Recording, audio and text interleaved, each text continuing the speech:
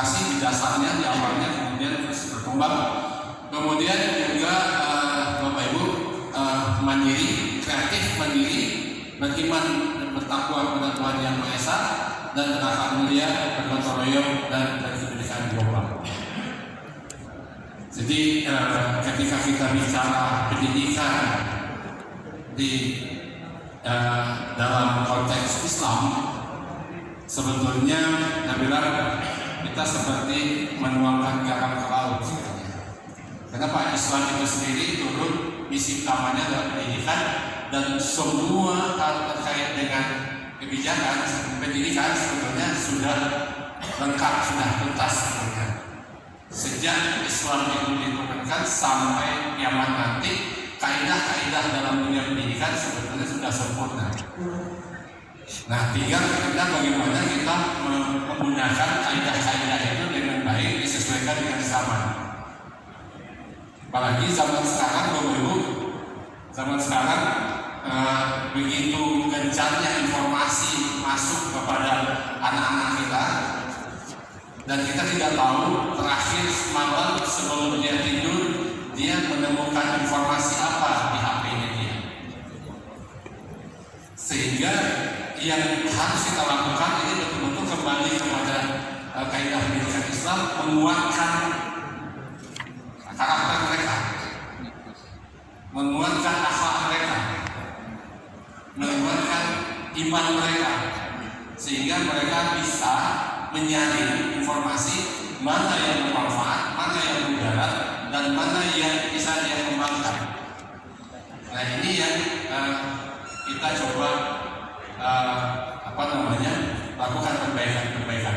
Makanya di segi kurikulum, Bapak Ibu, kita tidak sekedar perbaikan administrasi kan kurikulum, tapi melakukan transformasi pembelajaran yang betul-betul memahami dan melayani kebutuhan peserta didik.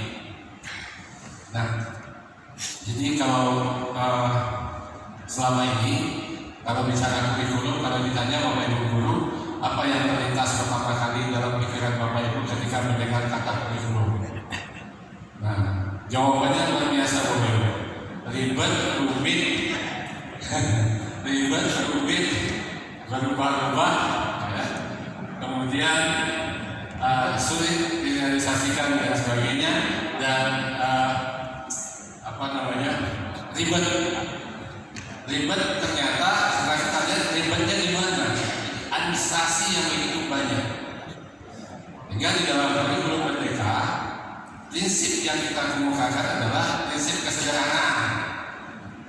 Penyederhanaan dalam hal materi yang fokus pada materi esensial, kemudian juga penyederhanaan dalam hal administrasi. Hingga kalau dalam administrasi perencanaan pembelajaran itu tiga aspek aja yang utamanya sebetulnya. Pastikan tujuannya, pastikan langkah-langkah pembelajaran bisa mencapai tujuan, dan pastikan asesmen betul-betul mengarah kepada tujuannya. Dan hasil asesmen itu informasi bagi guru untuk memberikan pelayanan kepada anak berdasarkan capaian anak. Jadi tidak langsung memberikan skor, tapi lebih kepada pelayanan kepada anak. Makanya kurikulum kita artikan sebagai suatu tools, alat untuk memberikan pelayanan kepada peserta didik sehingga mereka tumbuh dan berkembang sesuai dengan potensinya, fitrahnya. Seperti kata Pak Kiai Hajar Dewantara, tumbuh kembangnya anak itu di luar kecakapan dan kehendak kita kaum pendidik. Sebagai manusia, makhluk yang berpikir, punya hati nurani, punya kalbu, mereka tumbuh dan berkembang sesuai dengan kodratnya. Kalau selalu dia mengumpamakan kodratnya dengan tanaman, kalau kodratnya jagung, bibit jagung, dia akan tumbuh menjadi jagung, padi akan tumbuh menjadi padi, dan jangan paksa padi berbuah jagung. Berarti di sini kata kuncinya adalah dari awal itu kita sudah berupaya menemani anak mereka untuk mengenali siapa dirinya yang sesungguhnya. Apa yang kekuatan yang diberikan oleh Allah sebagai fitrah di dalam dirinya, dalam berupa potensi. Maka Pak Kiai mengingatkan kepada kita, pembelajaran atau pendidikan yang baik itu adalah pembelajaran yang memposisikan anak agar mereka mengolah pikirnya, akalnya, pikirannya, kemudian mengolah hatinya, mengolah rasa, mengolah kasa, mengolah raganya. Kalau di Islam, Bapak Ibu yang lebih paham, hafalan akilun, hafalan tafakkur dan sebagainya. Bagaimana kita mengkondisikan anak untuk menyadari bahwa Allah telah memberikan kekuatan di dalam dirinya sebagai manusia. Dan kepada guru-guru saya selalu mengatakan, Bapak Ibu mohon disadari Bapak Ibu guru bahwa Allah tidak mengenal bentuk gagal. Setiap nyawa yang diberikan kekuatan, diberikan kemampuan, potensi yang berbeda-beda, sehingga tidak ada satupun manusia yang terlahir sia-sia. Dan kita bertugas untuk membantu anak itu agar menyadari hal itu sejak dini, sehingga tumbuh kesadaran di dalam dirinya bahwa yang bertanggung jawab terhadap dirinya sepenuhnya adalah dirinya. Karena Tuhan tidak akan mengubah nasib seseorang kecuali yang bersangkutan menyadari bahwa dia harus berubah. Nah, itu yang ditumbuhkan. Semangat itu, keyakinan itu yang ditumbuhkan pada guru kita bahwa Bapak Ibu, tugas kita adalah mendampingi anak agar mereka menyadari bahwa dia sebagai manusia, sebagai makhluk yang berpikir, punya hati, sebagai khalifah di muka bumi. Kehadirannya itu menyelamatkan kehidupan. Untuk itu sejak dini kita berikan ruang yang seluas-luasnya kepada mereka untuk menyadari itu. Ini yang kita inikan Bapak Ibu. Semoga teman-teman Bapak Ibu guru kita itu semakin menyadari hal ini, sehingga dia tidak lagi memaksakan semua materi kehendak dia dalam pembelajaran. Dia lebih banyak memberikan ruang kepada peserta didik untuk mengenali siapa dirinya, apa potensi keunggulannya dia. Dan semua manusia memiliki keunggulan keistimewaan masing-masing.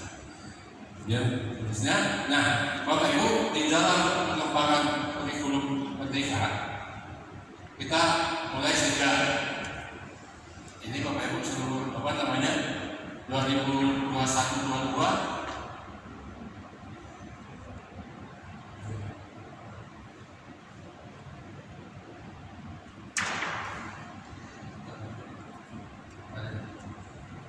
balik ke sebelumnya. Nah, ini tahun 2021 ya, kita mulai dengan sekolah penggerak. Jadi kita mulai dulu dari sekolah penggerak. Harapannya Bapak Ibu, sekolah ini bisa menjadi inspirasi bagi sekolah-sekolah yang lain. Kita coba dulu di situ, lakukan perubahan-perubahan di situ, di sekolah penggerak, melalui sekolah penggerak. Jadi belum ke semuanya. Nah, kemudian tahun 2022 kita mulai buka untuk penerapan implementasi secara mandiri. Jadi kita buka kepada sekolah-sekolah yang ingin menerapkan kurikulum merdeka secara mandiri. Ya, jadi kemudian kita harapannya nanti Bapak Ibu insya Allah di awal tahun 2024 nanti kita akan munculkan kebijakan nasional kurikulum merdeka sebagai kurikulum nasional. Dan kami sekarang sedang melakukan umpan balik selama sejak 2021 kita menerapkan di sekolah penggerak, kemudian sekolah mandiri yang saat ini sudah sampai 70% lebih secara keseluruhan untuk satuan pendidikan yang menerapkan.